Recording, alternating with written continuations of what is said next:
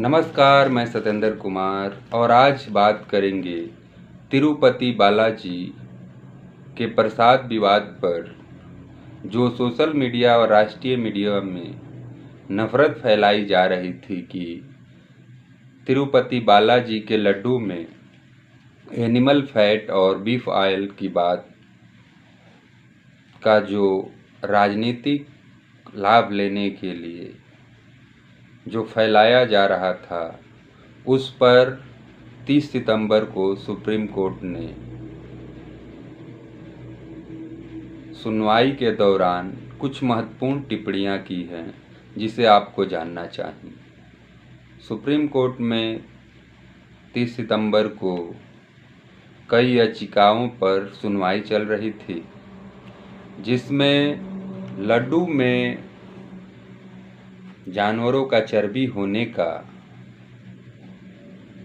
बयान देने वाले जो आंध्र प्रदेश के मुख्यमंत्री चंद्रबाबू नायडू को सुप्रीम कोर्ट ने खरी खोटी सुनाया।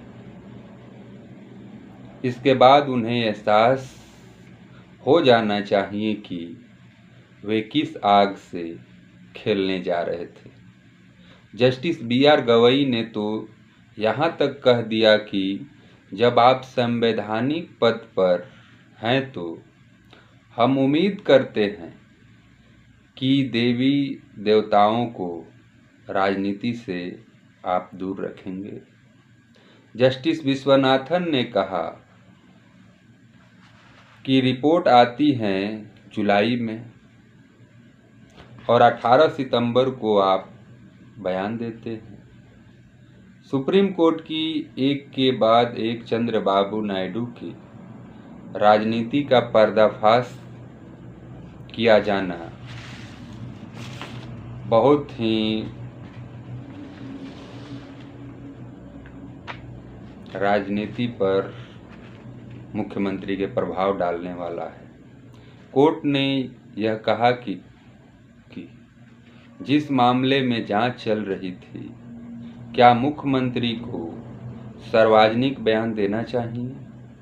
कोर्ट का एक एक शब्द आंध्र प्रदेश के मुख्यमंत्री के बयान की धज्जियां उड़ा रहा था। जस्टिस गवई ने पूछा कि जब आपने जांच के आदेश दिए थे, तब पब्लिक में बयान देने की क्या जरूरत थी। बालाजी में आस्था रखने वाले लाखों करोड़ों लोगों की भावनाओं का मामला है। कोर्ट ने मौखिक रूप से यह भी माना कि प्रथम दृष्टया इस रिपोर्ट में यह पता चलता है कि उन सैंपलों का टेस्ट है जिसे खारिज कर दिया गया था, यानी इस घी में लड्डू बने ही नहीं, ऐसा कोर्ट ने प्रथम दृष्टया माना। तो अब आपको यह बात समझ में आ गई होगी। चंद्रबाबू नायडू को 30 सितंबर को सुप्रीम कोर्ट ने जो सुनाया है, इसके बाद उन्हें कम से कम ये बयान तो देना ही चाहिए कि उन्हें जानवरों के चर्बी वाले बयान के बाद जो राष्ट्रीय मीडिया, सोशल मीडिया, अखबारों में खबरें चली है, उसे रोकने की कोशिश मुख्यमंत्री ने क्यों नहीं की। एक प्रेस वार्ता तो उन्हें जरूर करना चाहिए था, जिससे ये भ्रम न फैलता।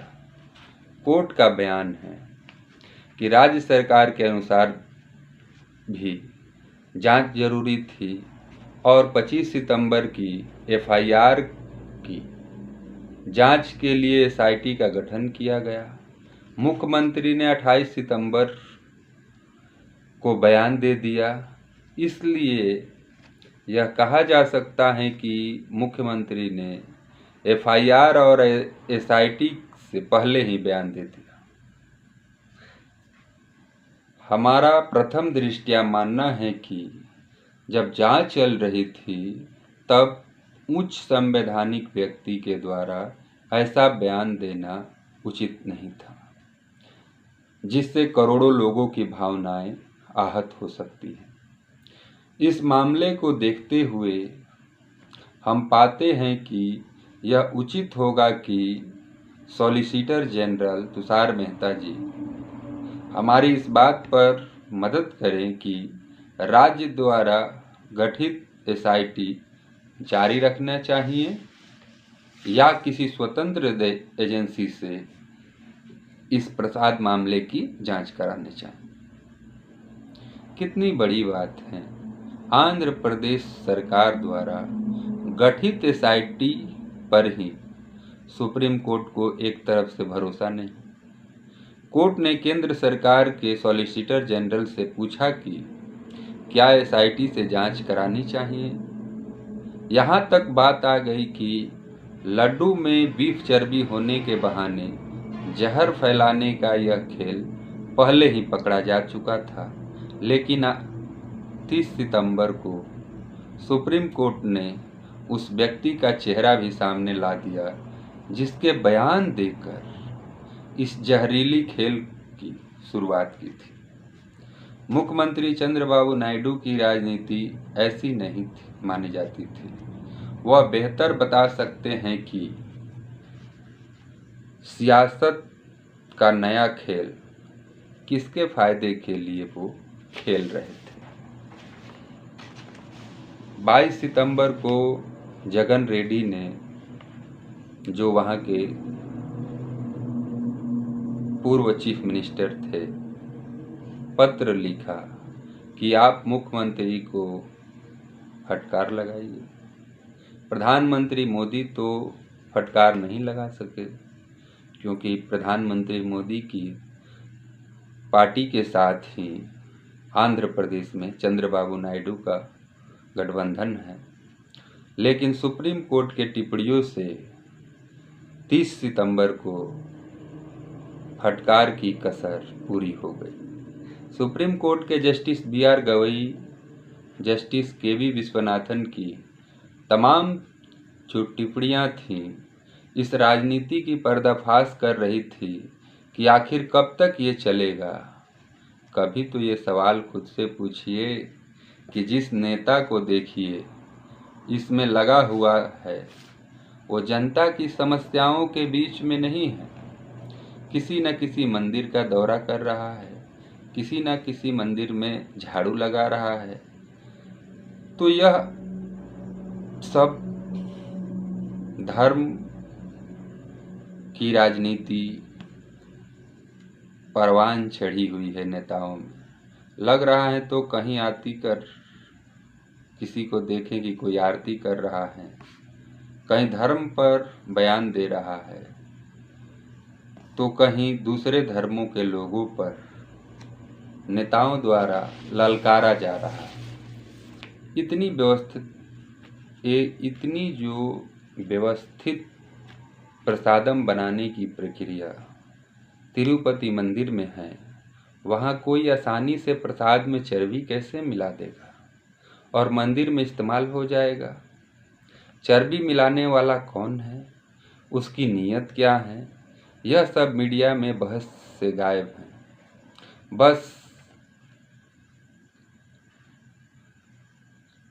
बस जो सोशल मीडिया और राष्ट्रीय मीडिया में हेडलाइनें चमकाई जाने लगी कि लड्डू में लड्डू जो है उसमें चर्बी है, बीफ चर्बी का नाम लिया जाने लगा। गनीमत है कि तिरुपति मंदिर जाने वाले जितने भी श्रद्धालु हैं, आस्थावानों को यह राजनीति समझ में आ गई और लड्डुओं की बिक्री पर कोई असर नहीं आया। तिरुपति में खबरें आई कि विवाद के 4 दिनों के दौरान 14 लाख लड्डू बिके थे। जांच रिपोर्ट में अभी ठोस रूप से कुछ भी नहीं कहा, लेकिन राजनीति में ठोस रूप से दावा शुरू हो गया कि देश में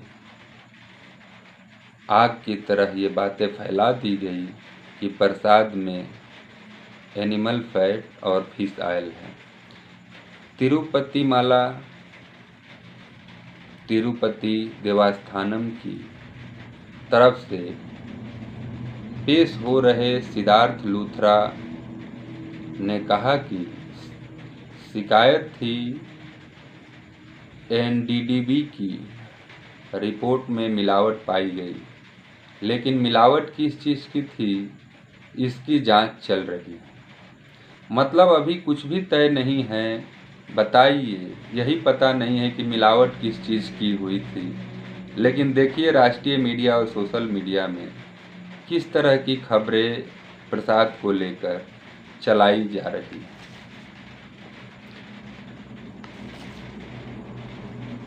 कहीं चर्बी होने की पुष्टि की खबरें चलाई जाने लगी, कहीं मछली तेल प्रसादन में होने की दावा किए जाने लगे, राष्ट्रीय मीडिया में घंटों इस पर डिबेट किए जाने लगे। कहा जाने लगा कि लैब रिपोर्ट में पशुओं की चर्बी की पुष्टि हुई है। स्वास्थ्य मंत्री जेपी नड्डा का बयान अखबारों में छपता है कि लड्डू की जांच FSSAI से होगी और उचित कार्रवाई होगी। 10 दिन बाद 30 सितंबर को सुप्रीम कोर्ट कह रहा है कि जब रिपोर्ट में पुष्टि ही नहीं हुई और घी का इस्तेमाल ही नहीं हुआ, तब फिर मुख्यमंत्री ने सार्वजनिक बयान क्यों दिया? इस बयान का क्या महत्व है बताइए। जब पुष्टि ही नहीं हुआ, बयान पर बयान देने लगे मुख्यमंत्री गिरिराज सिंह, केंद्रीय मंत्री जेपी नड्डा।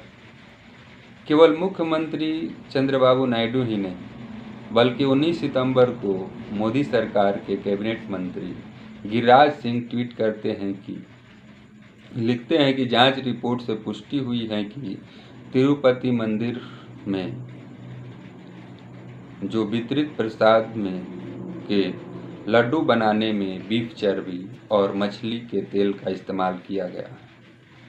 जब सरकार हिंदू विरोधी होती है तो वह सबसे पहले आस्था पर हमला करती है। गिरिराज सिंह अपने ट्वीट में लिख देते हैं कि जांच में इसकी पुष्टि हुई है, लेकिन आज तक चर्बी होने की पुष्टि नहीं हुई है।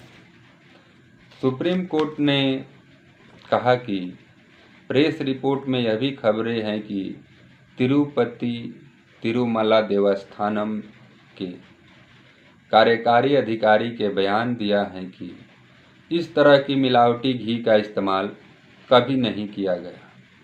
लेकिन केंद्रीय मंत्री गिरिराज सिंह कह चुके हैं कि जांच में पुष्टि तक हो गई है।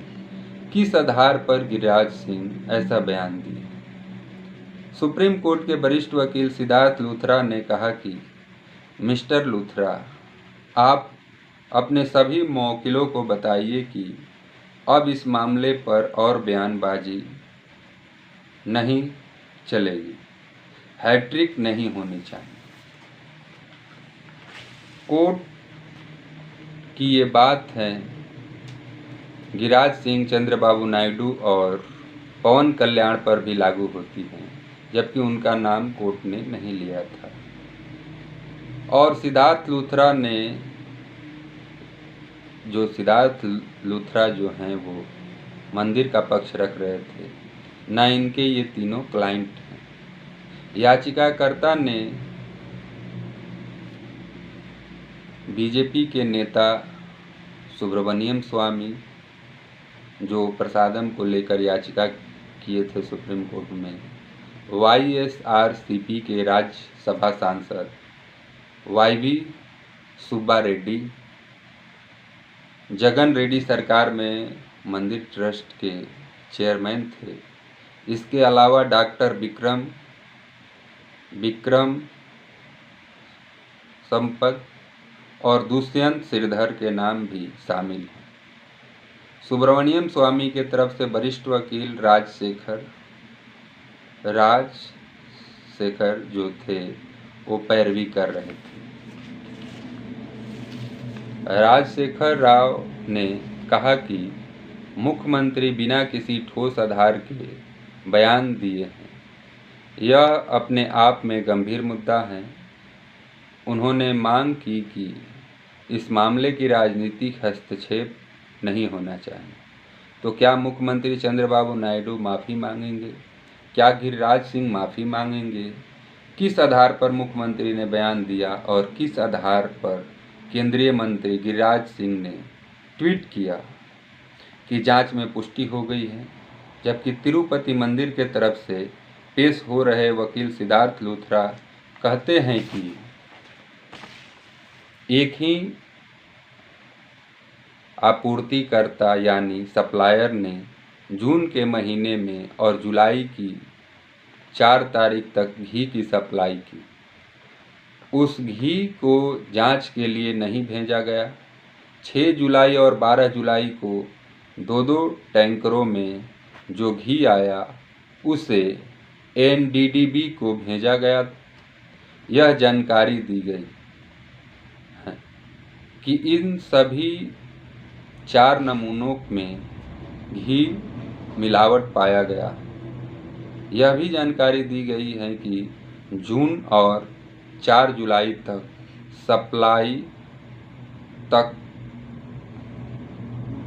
सप्लाई किए गए सैंपल के घी का इस्तेमाल लड्डू बनाने में नहीं किया गया। मंदिर के वकील कह रहे हैं कि मिलावट किसी भी तरह घी में जो हुआ है उसका इस्तेमाल मंदिर में हुआ नहीं, और मंत्री और मुख्यमंत्री कह रहे हैं कि घी में मिलावट की पुष्टि हो गई है। तो ये कितना गंभीर मुद्दा था, जिसे पहले दिन से ही सोशल मीडिया पर ये खबर चलाई जा रही थी कि एनिमल फैट और फिश ऑयल की पुष्टि हो गई है। लेकिन इस तरह का कोर्ट को अभी प्रथम दृष्टया नहीं लगा कि ये मामला जो जिस तरह तुल दिया जा रहा है सिर्फ ये राजनीति मामला है। अगली सुनवाई 3 अक्टूबर को होने वाली है, जिसमें सुप्रीम कोर्ट इस बात पर फैसला देगा कि जो एनिमल फैट और फिश ऑयल की बात है वो सिर्फ राजनीतिक बातें हैं, सच्चाई से कोसों दूर है। तो आज इतना ही। नमस्कार, जय हिंद।